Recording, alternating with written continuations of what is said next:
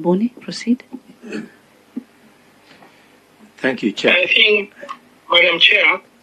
Yes, Chair. Just allow us to contribute. They pick the questions and then they can respond now once, so that they can pick all the questions to be able to manage time. That's the process. Senator Boni is on floor with his question. Proceed, Senator Boni. Thank you, Chair. CS, I've heard you, and you're very persuasive.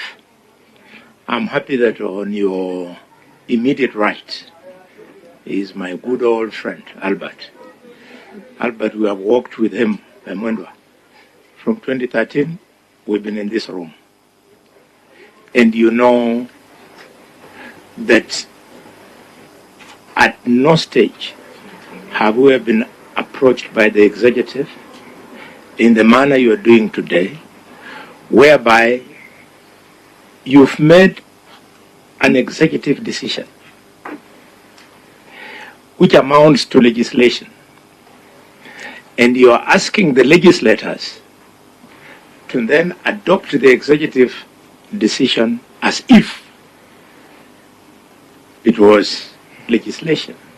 In effect, what the legislator by this action is doing is you are amending the Division of Revenue Act of 2024, which is already law. You have no power to amend it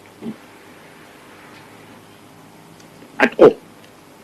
So we can do all these things and be friendly, look nice to each other because we are broad-based. We don't want anybody to appear to disagree. But the courts are waiting. They'll weigh their decision on the Division of Revenue Act of 2024 and say that what we have done is therefore illegal. Having said that, yes, you have convinced us that the challenges you have include under collection of revenue. That's fine. But as an old colleague of yours, I insist you should now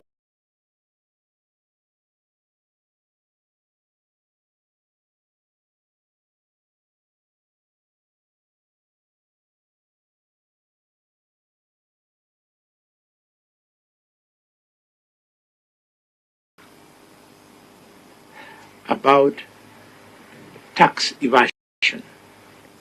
You know, there are serious taxpayers in this country who evade tax payment for many reasons, some of them unfortunately, including the impunity whereby they are aided by unscrupulous people at the Kenya Revenue Authority. Finally, the long and short, Minister, of all the issues spoken to by Senator for Migori and the Chair is that the non-discretionary obligations to the county governments have been occasioned by a change of policy in government. It is government's policy on housing, community health workers, the CBA they signed with doctors, the policy on NSSF, name it.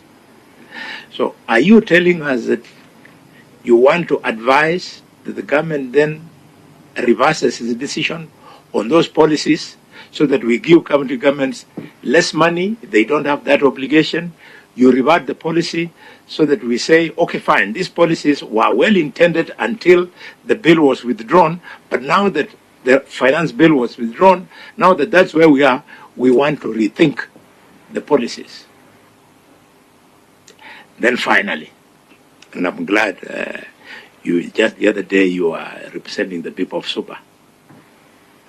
Why is it so easy to make a decision to slash funds for county governments, and you find it difficult to tell members of the National Assembly to equally slash CDF.